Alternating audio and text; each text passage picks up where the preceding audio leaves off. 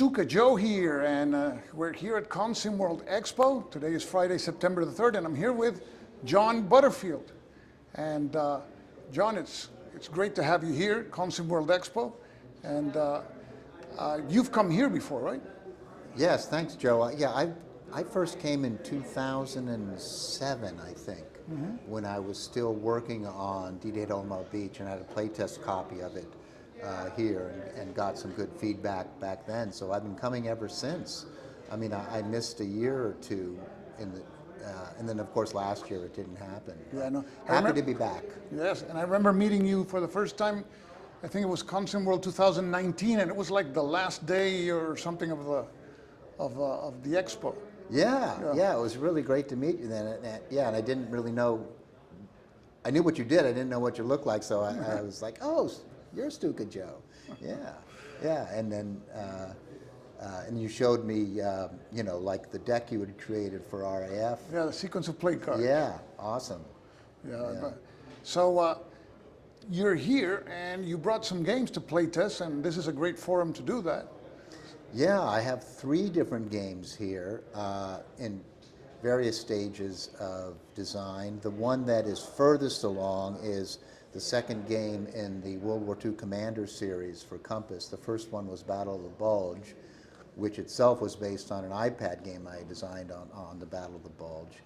And then Compass published the board game version of that. And I had also, when I was doing the iPad games, I had designed one on Market Garden, but it didn't get produced. Okay. So this is that board game design, and it's a one map, simple area movement, introductory level war game on Market Garden, and it's been tested a lot already. Bob Heinzman is the developer, and we've got a good group of testers, and brought it here to demo, and I just was playing a game of it today. Yeah, I saw that. What's the name of there's like a series, right? Yeah, World War II Commander. World War II Commander, Yeah. That's Market Garden. Yeah, World War II Commander, Market Garden. That's the Garden. name of this one. Okay. Yeah. And I saw it's going to have large counters. Yeah, they're almost like an inch square. Yeah. And you flip them over as you lose steps. So actually each unit is represented by 1, 2, or 3 counters. So that you flip them and replace them as you need to. And what's the scale there, the unit scale? The units are primarily regiments. Okay. Yeah, in this one. So, it's a pretty low counter density. There's only about 30 units, 35 units on each side. And it's playable in how much you can time? play it in about 3 or 4 hours. If you're new players, I think it would be like 4 hours. And it's very, very chess-like. You alternate back and forth activating units. So there's a lot of question not only about where to move, but when to move, because you have to sequence your stuff. And as was the historical campaign, the Allies were against the clock, right? In that campaign. Yeah, so how do you represent? I know in many area impulse games they have this sunset die roll kind of thing. Do you have something similar? Yeah, there's an activation. Each time you activate, you move the clock forward, and when you get to the end of the day, the turn is over, even if you haven't been able to activate all your units. So that's another set of decisions you have to make, is what's less important and what's more important. Meanwhile, you're kind of playing chicken with your opponent, because you're waiting for him to move that unit so you can react to it before you move this unit, and you have to kind of take that into account as you're deciding which units you're going to move. Okay. Yeah. And does the game follow like a basic set of rules similar to the Battle of the Bulge game under the same series? Yes. Okay. So it's area movement, and you move 1 or 2 units at a time, and then if you enter an enemy space, there's combat, which is resolved by rolling several dice based on the strengths of each unit and with hit chances. So there's a wide range of results in any combat. Okay, so players that have played the Bulge game will feel right in, I suppose. Oh yeah, they'll know 90% of the rules. There's a few changes specific to the Market Garden campaign, and we have created a little more flexibility. You used to have to only activate units in a single space, but now you can activate 2 units in a different space if they move to the same space, kind of like in a muster or a pincer type of move. Okay. So that's a new feature of the game system. And I know most area impulse games are are solitaire friendly. How solitaire friendly is this one? No, not this Not- one. not Even this though, one? even though that seems to be my forte, this is definitely a two-player game. I mean, you can play it solitaire, but it's definitely about the interaction, very much back and forth between the players. Is there hidden information? No, No. no, it's all on the board. But since you only activate one thing at a time, it's difficult to always react when you'd want to. Okay. So, I see. yeah. Okay. Yeah. So that's interesting. I tend to gravitate nowadays to more simpler games to bring more players to the hobby, to show them on the video in video format, because not all games are televised equally. You know, these Right. games with these huge stacks of counters with 60, 70 turns. I mean, it's Yeah, hard well, to, that's one of the points of this design. It's a single mounted map. It's got large counters. There's no stacking, so it's all right there in front of you. Yeah. Okay, great. So when do you think that one will be coming out? Oh well, we're still testing, so you know, and it's hard to say with the slowdown in logistics for printing and Yeah. all that, but I would guess late next year. Okay. Yeah, late 2022. Yeah. Okay, so let's talk about another market garden game that you have here. Well, this is a kind of a new reveal. I've been talking with Mark Hinkle of New England Simulations for years about working together because I have a huge respect for his graphic design and visual design skills, Yeah. and always dreamed of having one of my games handled through his eyes. So I mentioned to him Hell's Highway as something I wanted to kind of do a new version of, or a game, you know, a similar game to Hell's Highway using a similar system. Mm-hmm. So that's what we're going to do. We're going to do a new version of Hell's Highway, and I've got a design here at the Expo that I had been testing only, you know, because of COVID, only by myself. There's no Vassal mod yet. So at the Expo here, we did the first full 4-player test of it, and it went very well. Yeah. Now, originally the Victory Game Edition, Victory Games was famous for the rule books tended to be very long, right? Yeah. And wordy, and well, depending on the designer, right? Some designers are wordier than others, I suppose. But what is the approach you're taking to the rule book this time? I think it'll be more succinct, but it will be pretty standard rule book with examples of play. I'm imagining when it's published, this will be up to Mark and how he approaches the layout and examples, but I would guess it might be around 32 pages. Okay. Yeah, I mean, the manuscript I have now is running about 24, Okay. and then that's without examples, though. We might break it out into a separate rule book and, you know, scenario book. There'll be, yeah, I haven't decided yet. Maybe some historical commentary, but yeah. And that game obviously would have the full campaign. Would it have shorter scenarios? It will have scenarios that not ones that start later in the battle, but where you can play just a portion of it, like only the area up near Arnhem or only the breakout down at 30 Core. Okay. Yeah, yeah. And one thing that the original Victory Game Edition everybody complained about was the counters. Those tiny, tiny counters. I remember purchasing that game when my eyesight was good, and I was going, "Oh man, I can't see these Oh my counters." God! Yeah, that was actually a printing preparation error because that was the very first game that Victory produced. Oh, yeah, that's right. That went through the Avalon Hill printing process, and there was a miscommunication about how much gutter was needed on each counter. So they were designed with all the type was really tiny, so it could squeeze into the very center of the counter. It's all gutter and no print. Yeah, yeah. So not only will these counters be larger, but we will have the you know, the graphic knowledge of Mark. So they're not going to be half an inch? They're going to be 9/16 inch. Oh, great. Yeah, full color, and the maps will be bigger. The old game was maybe 40 inches long in total. This will be closer to, it'll be 2 full-size maps end to end. Yeah, Okay. so it'll be nice, generous hexes. Oh, that's Yeah. good. Yeah, and Yeah. I purchased a copy of Jaws of Victory, and it's amazing. Gorgeous game. It's amazing. Yeah. I think that you could say that's the state of the art in graphic design for war games. You know, when you look at something like that, it's just it hurts. It hurts you to punch the counters out.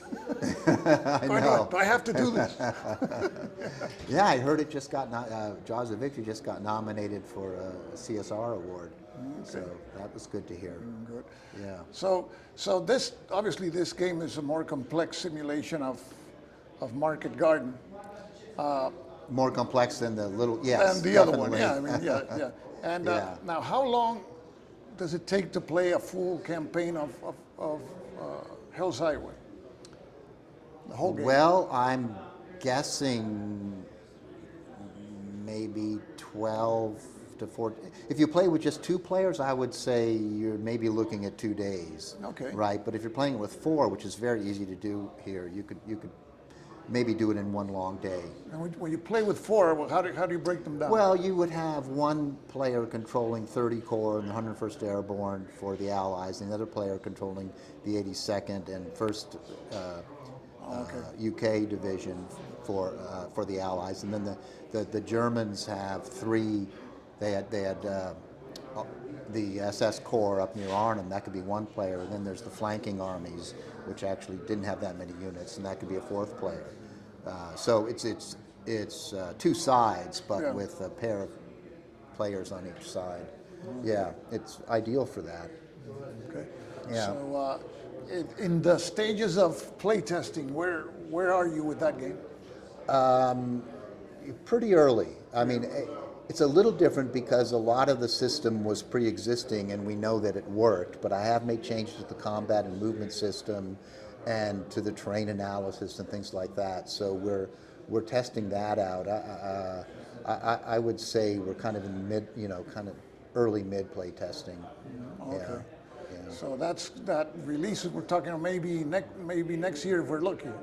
For the release? Yeah. No, I'm not on this one because I would say that Mark and I are going to take our time on developing the look and feel of the game. I'm not going to make any commitment. Any commitment. at No all commitment on is this being one, made here. because it's the first time we're working together, and Yeah. we're just going to enjoy the process. It comes out when it's ready. Yeah. I met Mark. They have their ALAO game. They're testing it here. Yes. And beautiful. It's beautiful. It has that white background, like have the snow on the field, and I'm really impressed. It's I've never had a New England simulation game, so I said I'm going to buy Jaws of Victory. So any other thing you want to say about Hell's Highway? Because that's one that I know people are looking. Yeah, there's been a lot of interest in that. There have been comments about the order of battle, especially the overstrength of the recon units in 30 Corps. So that has been adjusted. I think people will be happy with the way that's been changed.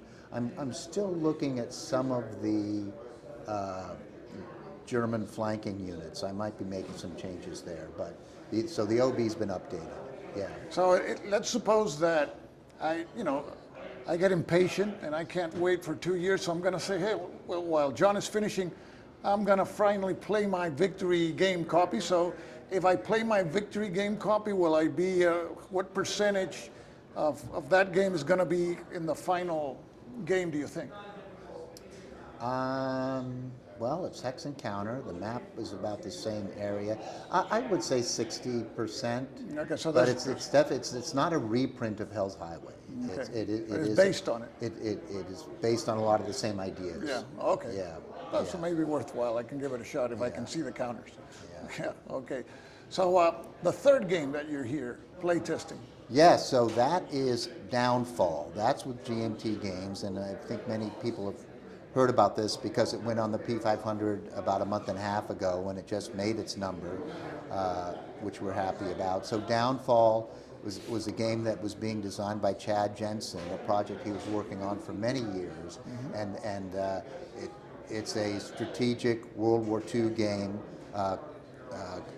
in Europe covering the war from the Axis high water mark in 1942 at Stalingrad, then all the way to the end of the war.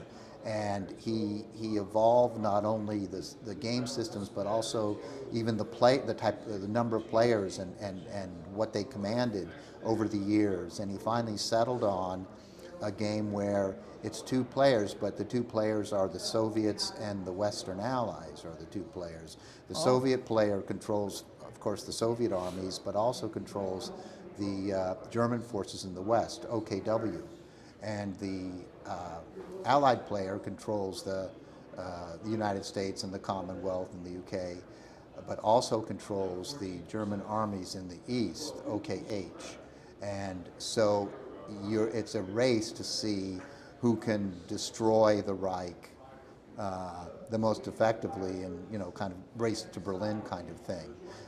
But there's a lot going on, not only the race to Berlin, but the war in the Mediterranean, the strategic war, and so that's where he settled with the game, a two-player game, and he had completed the design to a certain point. I mean, the map was done. There's two different kinds of cards. There's a beautiful set of counters. If you looked at those and he had a play aid, you would say, oh, this game is ready to publish.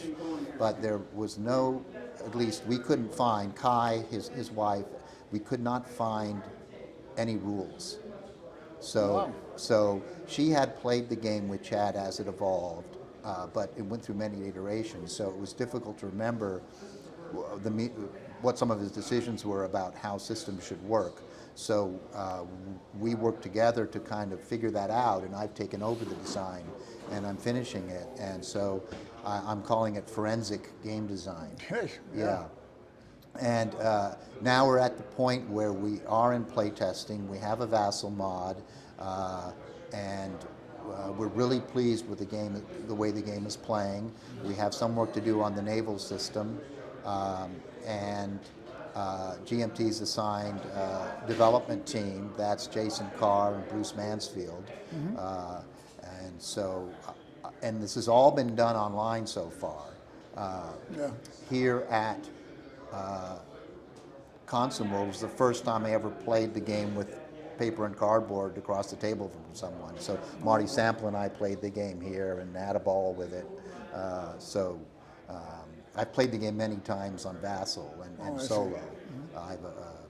But this so we're in early play testing, but there now is a complete set of rules, and we're moving forward. So now I realize it's a two-player game. So that reminds me, there was a game by SPI, Battle for Germany.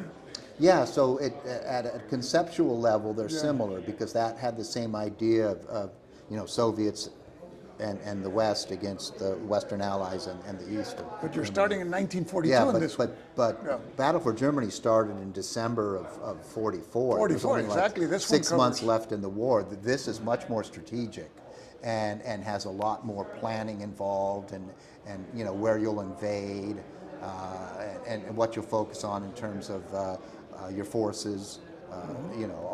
So you start in November, I think you start November 1942, right? November 42. The Germans are at Stalingrad, and the Soviets are about to start the counteroffensive to cut them off there. And you have El Alamein is going south for the Germans. And in Africa, there are British forces in Libya, and British and Americans landing in French North Africa. North Africa. And then kind of starting to squeeze the axis. It's the Germans and the Italians in Africa, at that time. And then so it's an interesting dynamic, because as the Soviet player and the East German player, you've just got this huge land war going on, a big front, lots of battles, lots of maneuver. And in the West, it's just in Africa, but there's a huge strategic warfare component going on as well, in the Battle of the Atlantic and that sort of thing. And so the West is much more stepping stones. It's first in Africa, and then, okay, maybe I can invade somewhere in the Mediterranean. I don't yet have the logistics ready to invade a big invasion in France, but I can do something. And so you're doing stepping stones. And later in the game, it opens up for the Western player as well. But meanwhile, while the West is kind of doing this, that same player is controlling the Germans in the East in this huge land war. So you're both desperately defending and planning your offense at the same time. So it's just a great dynamic for a game. It is. Yeah. And there's cards, but it's not a card-driven game, I suppose. That's right. No, it's not card-driven. It is order-driven, though, and initiative-driven. Each time it's your turn. It's your turn when you have the initiative, which is where you have a marker on a track. But when you do an order, you choose one of several orders available. That costs a certain amount of initiative. So when you're done with your order, you may be beyond every other player in initiative, and you're going to have to wait until they go. The four factions. Oh yes. So if the East Germans do an order, and it costs 10, then the next marker might be the Western Allies or the West Germans or the Soviets, and they do an order. But if you just do a little order, it might be your turn again because you're still ahead of the other players. So you never know whose turn is going to be next. Okay, John, can you describe what the sequence of play is like in Downfall? Yeah, that's a good question because there isn't really a fixed sequence of play. The game uses an initiative system. There are 8 game turns, and each one represents 4 months of the war, starting in November 42, ending in May of 45. But in a given turn, each faction, there's 4 factions, has a marker on an initiative track with 90 spaces. And depending on the positions of the initiative markers, that determines who goes next. And so if you're in the lowest numbered space if your faction is in the lowest numbered space of the initiative track, you have the initiative and get to take the next action. And your action consists of performing one or more orders, but the order that you choose has an initiative cost. You'll have order tiles available to choose from, and you may choose something that doesn't take much initiative, like moving some of your units. That might cost you 3 initiative or 4 initiative, or you may choose to upgrade your armor to mechanize more, and that can cost you like 20 initiative. So if you choose to do something that costs 20 initiative, your marker moves past the other 3, and you're not going to go for a while. But if you choose something that just costs 3, like a move order, you might still not have caught up to the other markers, so you get to go again.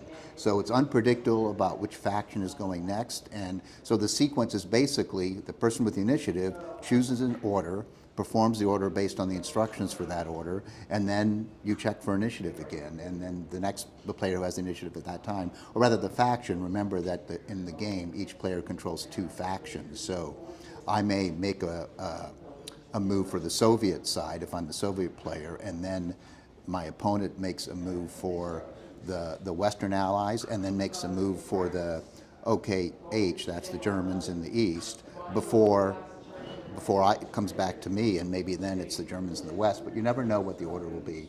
And that gives the game a very dynamic, highly interactive play experience. Okay, it's not a fixed sequence of play. It depends on the action that you take, right? And how consequential it is. That may dictate that you're going to have to wait till that faction goes again. So yeah, and then eventually, as the markers move along this 90 space track, and each space roughly represents a day in the war. It also advances the weather. In a given game turn, the weather goes through 3 periods. You could have a period of fair, and then mud, and then snow over the course of the game turn. And when the markers reach the end, they loop back around to the beginning, and a new turn begins. And you pause there for a special sequence of play about advancing to the next turn, which brings new units into availability, which resets the order markers, and does various things like that.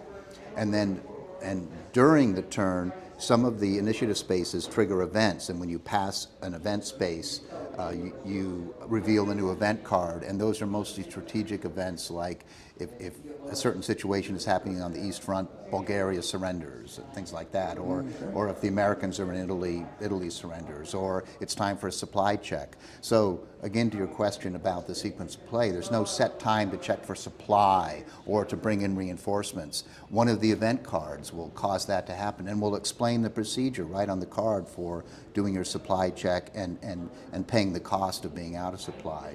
So it's a very fluid and dynamic approach to all the different steps that you usually find in a strategic war game. And because the events come from a deck of cards, then you're going to have a good amount of replayability, because the cards are not going to always come out the same in the same order, right? Right. They're always in different order. It's random, and you cycle through most of the event deck, actually each game turn. But depending on what stage you are in the war, the impact of the cards are different. Exactly. Yeah. Okay. Yeah. And the one thing that struck me as interesting is I was, Chad Jensen. He did some great games, and everybody knows Combat Commander. That's a tactical series. He did also Fighting Formations, which is tactical. And then when I take a look at your previous games, you got the D-Day at Tarawa, D-Day at Normandy, that D-Day series, which is operational. Yeah. You have Kharkov, which we're going to talk about, Enemy Action Ardennes. That's also operational.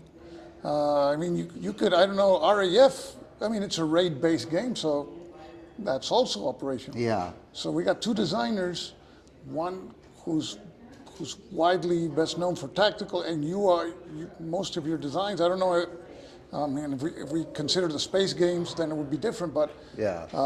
the World War II or historical conflict games tend to be operational, and you're doing a strategic game. Yeah, so that's interesting because, as you mentioned, most of Chad's games, on military games anyway, have been more tactical, and most of mine have been operational. And so this is the first time for both of us to be doing a strategic game, and I'm so honored to be working on it because it's a labor of love that he had for over 10 years. He was working on, and I saw it on his table several times when I went to his home, and he wouldn't let me play it because he wasn't quite happy with it yet. Then when after he passed away, and Kai and Gene at GMT were they were talking about what to do with Chad's legacy, and they thought it would be good to get some of his unfinished games finished. And so I volunteered to do Downfall, not only to honor Chad, but also just because I always wanted to play the thing. Yeah. So I'm really happy to be working on it and looking at the strategic issues of the war as opposed to the operational. But definitely a change for me. Okay. Wait, yeah. Chad had designed that mechanism, initiative mechanism? Yes. Because it looked, by your description, it sounds familiar from the one in Fighting Formations where it has a cube and you take actions. It's a little bit like that. It's also, I don't know if you recall, for a while on the P500 there was a Chad Jensen design called Golden Gate Park. And it was pulled from the P500 after a while, but in that game you spent a day in Golden Gate Park and you had an initiative track. And you could do something quick like, stop and smell the flowers, and that was one initiative. Or you could, have a nice meal at the restaurant, and that cost you 10 initiative. So, and it would work the same way, and you moved your marker. So I would say that he's applied the concept for spending a nice day in the park for spending a nice 4 years in World War II. Yeah, that sounds very interesting. Yeah, I'm always intrigued by these new mechanics when they're implemented in war games, because it's nice to see that kind of freshness, into games. And I know designers like yourself are very open-minded. This is a dynamic hobby, and it's changed so much since the 70s. You see all kinds of elements coming into war games. Now, what stage of development is the game right now? So the design is now finished, except in the area of the naval game. We're still working on that. So we do have a developing team now from GMT. That's Bruce Mansfield and Jason Carr. and we're going to be opening it up for playtesting, both on Vassal, which Bruce developed a module for, and for those who want to make a paper kit and test it that way. So it's going into the heavy playtesting stage now. We don't yet have a publication date target, although it has, passed the P500. It's on the production schedule whenever it's ready. But we're going to give it the time it needs. Okay, and then after looking at the components and interviewing you, there's going to be one more addition to that P500 when I get home. So All right. I'll be clicking that because I find it interesting. I thought mistakenly there was a German player, but when you tell me that there's not, and I really love that that dynamic that I'm controlling the Soviets on one front, and then I'm controlling the West Germans on the other, and trying to make the other player's life miserable on that front. So I really like it, and I like that the start of November 1942, because there's a lot that it's going to happen in between there. Yeah. In terms of events and with the mechanics that you're describing, it seems that it's highly replayable. At the same time, it's going to be a historically accurate experience also. So it looks like a marriage between a simulation and playability. Sounds like a very playable simulation. Yeah, I think that's a good assessment. Yeah. Okay. And is there any other projects that you're currently working on? I have a project that's completed and we're waiting for publication, and that's Enemy Action Kharkov. It's been done for over half a year, but with COVID, the production timeline for Compass is unpredictable. They think now, it's mostly been printed, but that it'll be back in the warehouse and ready to ship around the end of the year at this point. So that's been a long gestating project. It's based on the Enemy Action Ardennes system, and that game was, you have a two-player game on the Battle of the Bulge, and in the same box, a German solo game and an Allied solo game, each with its own map and rule book. And so I wanted to do more with that concept, but I wanted to take it to a different kind of battlefield. In the Bulge, it's a very constrained battlefield with the rivers and the bridges and the forests, and it tends to kind of channel your routes of advance. And actually, it makes doing the solo games a little easier because the AI, there are constraints. The AI's decision trees can be constrained and are easier to predict. So I wanted to do a wide open battle in the second one, so I chose the third battle of Kharkov. That's the one that begins with the Soviet Operation Star and Gallop, and then as their offensive is steamrolling along, the von Manstein's backhand blow occurs. So it's a game of both of attack and counterattack on both sides. And I always do the two-player game first. I want that to be an exciting two-player, card-driven, operational level war game, and it really succeeded on that count. It's whereas in Ardennes you're dealing with all bridge blowing and roadblocks and all kinds of things stopping your advance or hindering your mobility even on the defense. Kharkov is just a wide open plain where you just move and fight. So it's actually easier to play than Ardennes. But then the impact of that, when I went to design the solo games, was that the AI had to be kind of extended and rethought to deal with much more wide open possibilities. I mean, because the enemy can kind of go anywhere within a 20 hex radius at a moment's notice, the AI has to be a lot more flexible to react to all that. So it was a whole new set of problems in AI design, but that's one reason it took so long to do. But I'm really happy with the results. It's been extensively tested, all three games. And so, it's ready to go. Okay, that's great to hear that you could implement that system to more open battlefield, because that may translate then in the future, if you want to do it, into other campaigns that are similar in nature. So that game is scheduled to come out later in the year, I suppose? Yeah, before the end of the year. Yeah, I don't have immediate plans to start a third one.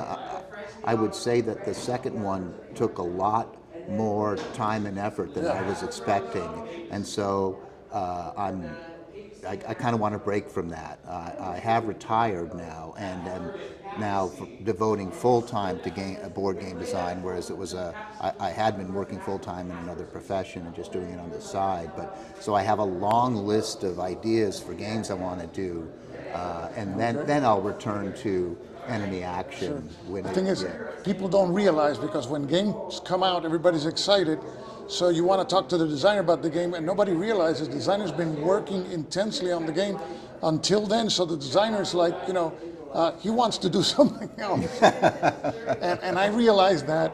I've been collaborating with designers doing cards and layouts, and I understand that fully. But we as gamers, let's talk to John about the new game. The next one. Let's talk about the next one that he wants to make. Yeah. So that's normal. That's human nature. So, John, I want to thank you for the opportunity to interview you. Is there anything else you want to add? Well, just that it's great to be with you again. We met a couple years ago at Consum World, and it's great to be at Consum World. It's wrapping up now, and I hope next year it can be better attended with if COVID's lifted a bit. It'll be nice if we can have the full complement of people, and hopefully that'll be so. It's in less than a year. It's in June. So So buy Space Corp Ventures, buy Enemy Action Kharkov, pre-order Downfall. The new Hell's Highway is a bit further down the road for being ordered. We're really just starting on that with New England Simulations. Well, I wish you best of success, John. Thank you. Okay, thank you.